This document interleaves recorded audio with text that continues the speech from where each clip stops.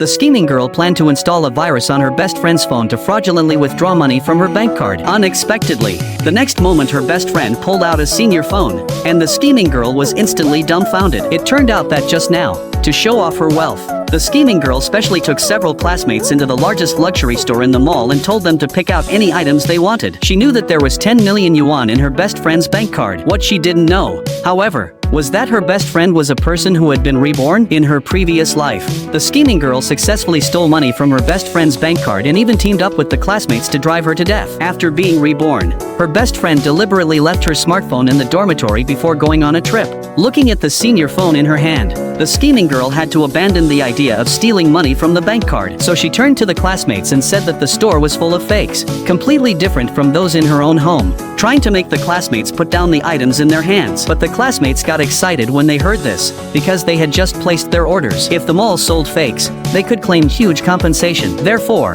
they all shouted and demanded huge compensation from the merchant. At this time, the security guards and the mall manager who heard the commotion rushed over. The manager stated that if the goods were indeed fake, they were willing to offer 10 times the refund. Now the scheming girl was completely at a loss. She disguised herself as a wealthy woman and deliberately sowed discord between the girl and her boyfriend, hoping that after they broke up, the boy would pay for her luxury goods. Seeing that he could curry favor with a wealthy woman, the boy decisively abandoned his longtime girlfriend and planned to use the family's demolition compensation to pay. In order to please his new love, he even maliciously slandered the girl as a promiscuous woman, using this as an excuse to break up. This made the girl furious. It turned out that the boy's house was not within the demolition scope, but she had begged her father for a long time to have his house included in the demolition area. Thinking that her boyfriend had abandoned her for money, she decided to make him lose the money he was so proud of. So the girl immediately called her father and cancelled the boy's family's demolition qualification. When her boyfriend proudly threw his bank card on the ground, he never expected that the balance would be zero at that moment.